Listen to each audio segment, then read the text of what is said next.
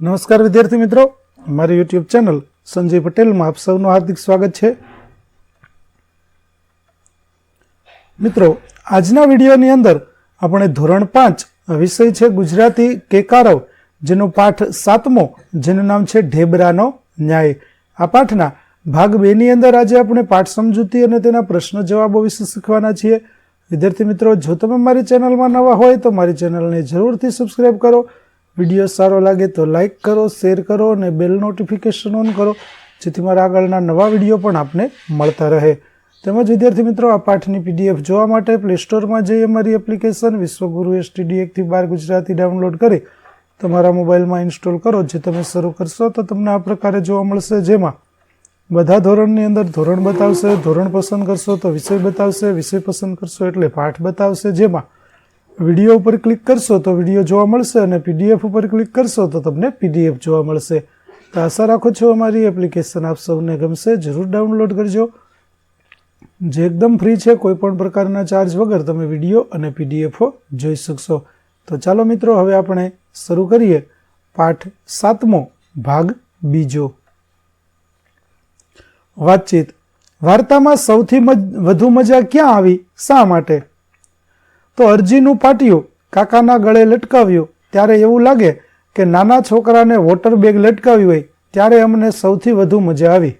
બીજું, વાર્તાનો કયો સંવાદ તમને બહુ ગમી ગયો, કેમ?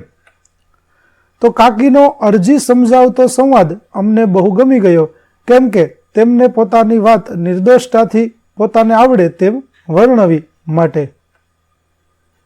બીજું, માળીની જગ્યાએ તમે હો તો છજુ કાકાને કેવા પ્રશ્નો પૂછો? તો માળીની જગ્યાએ છજુ કાકા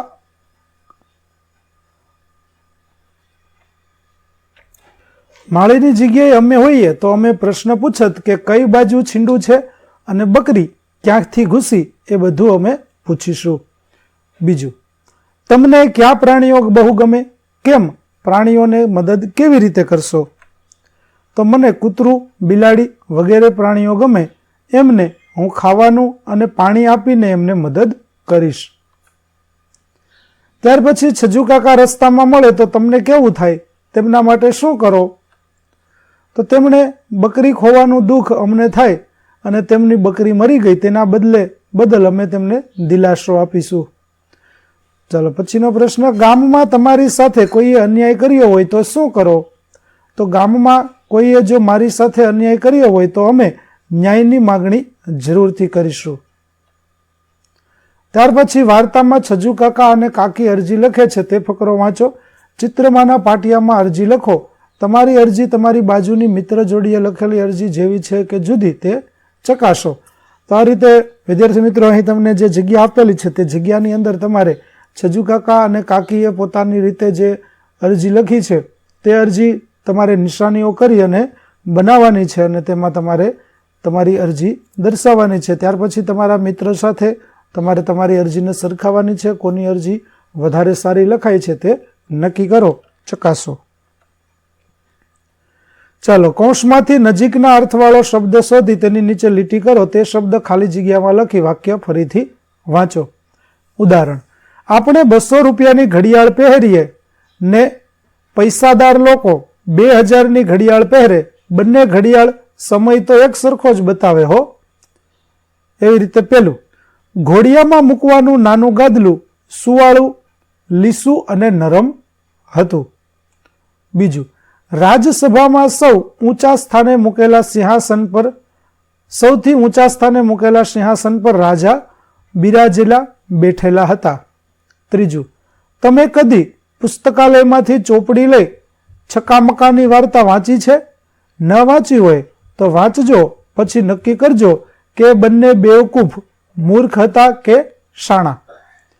ચોથું, હજુ તો રાજાએ માત્ર ખાંડું જ ખખડાવેલું, યુદ્ધની વાત જ કરેલી, ત્યાં તો સૈનિકો યુદ્ધ કરવા માટે સજ્જ થઈ ગયા. પાંચમું, આ કાજુ કતરી જબરી મીઠાઈ છે, કોઈના પણ ઘરે ખાઈએ સ્વાદિષ્ટ, જીભને પસંદ પડે એવી જ લાગે.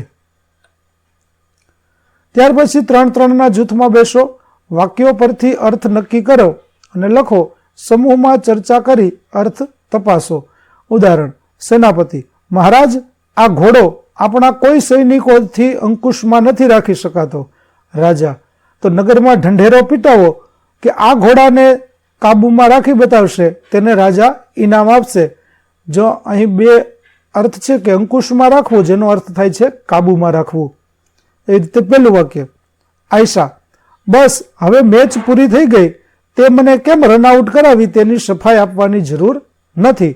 વિનોદ: હા, પણ હું તો એટલે ખુલાસો કરું છું કે તને એમ ના થાય કે હું જાણી જોઈને દોડી ગયેલો. તો સફાઈ આપવી એનો મતલબ થાય ખુલાસો કરવો. ત્યાર પછી બીજું, સટરમલ: ગઈકાલે શેઠજીનો ડાઘિયો મારી બિલાડીના બચ્ચાને ખેંચી ગયેલો. હું એમની પાસે દાદ માંગવા ગયો તો એમણે મને તારા જેવા ભિખારડાને મારા ઘરે પગ નહીં મૂકવાનો એમ કહી કાઢી મૂક્યો. પટરમલ: શેઠજી આ ઠીક નથી કર્યું સટરમલ. ન્યાય માગવાનો તો બધાને હક છે. તો દાદ માગવી તેનો અર્થ થાય ન્યાય માગવો. ત્રીજું, રાધા: હા, તમને તો એમ જ છે ને કે મને કશી ગતાગમ પડતી જ નથી. મારી બધી વાતો તમને તો ધડ માથા વગરની લાગતી હોય છે.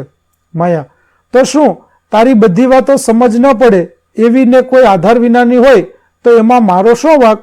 તો ધડ માથા વગરની, જેનો અર્થ થાય આધાર વિનાની. ચાલો, ત્યાર પછી લીટી દોરેલ શબ્દના જેવો અર્થ બીજા વાક્યમાંથી શોધો. શોધેલા અર્થ નીચે લીટી દોરો અને ઉદાહરણ મુજબ નવું વાક્ય બનાવો.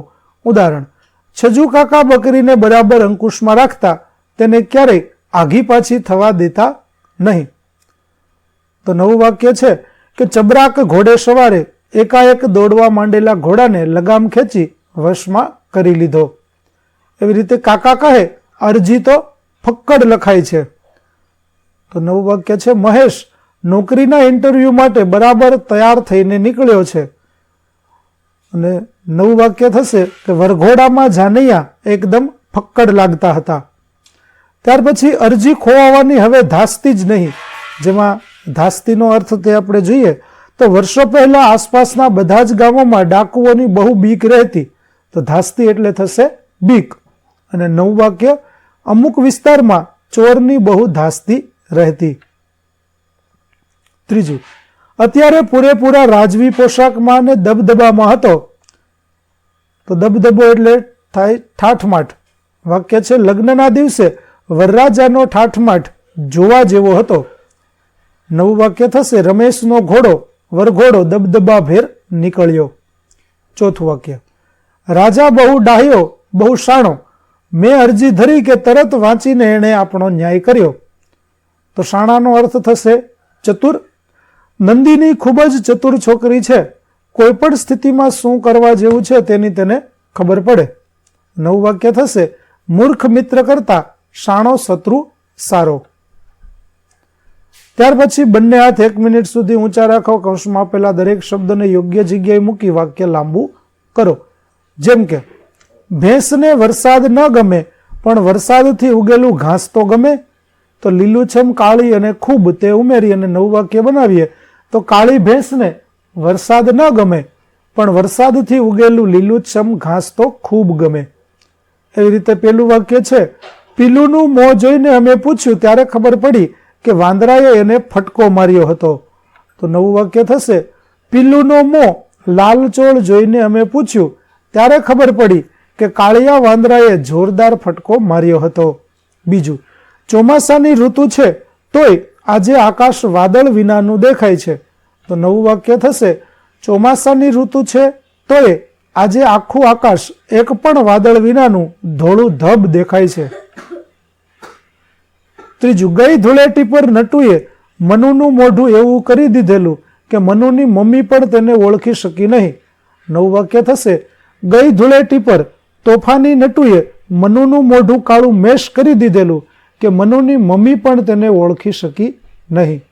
ચોથું, વર્ગના વિદ્યાર્થીઓને તોફાન મસ્તી કરતા જોઈને સાહેબ આવ્યા ને ભાષણ આપી ગયા. તેનું નવું વાક્ય થશે, વર્ગના બધા વિદ્યાર્થીઓને તોફાન મસ્તી કરતા જોઈને ઘુવડ ગંભીર સાહેબ આવ્યા ને લાંબુ લચ ભાષણ આપી ગયા.